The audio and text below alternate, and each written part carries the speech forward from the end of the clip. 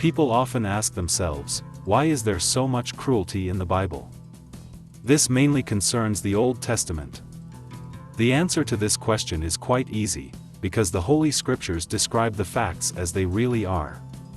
And if a father had sex with his daughters, as was the case with Lot, then no one would embellish this story or hide this shameful fact.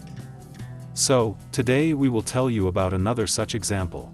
God's chosen King David had many children from different wives. Yes, the king was allowed polygamy. So the son Absalom and daughter Tamar were born to one wife, and Amnon to another. It so happened that Amnon began to feel passion for his sister. The Bible in the second book of Kings tells about it like this.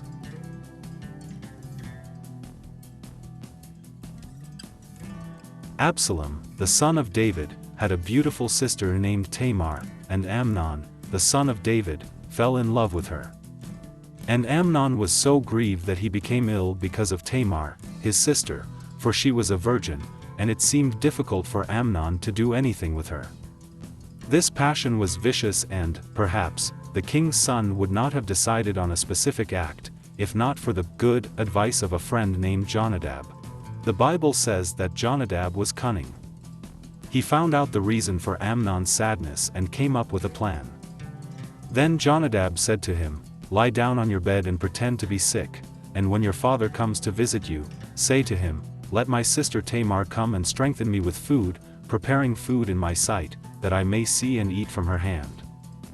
Amnon did exactly that.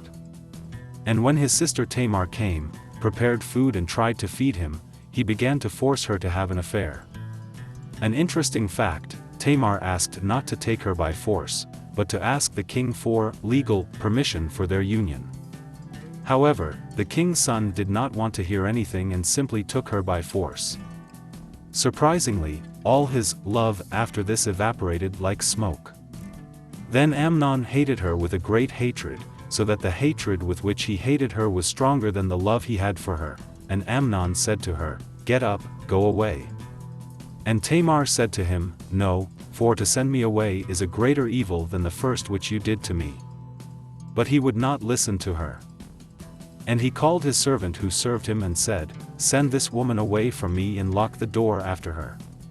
Of course, the ending of this story is quite tragic. Tamar was left to live alone with her brother Absalom, who from then on began to hatch plans for revenge for the dishonor of his sister.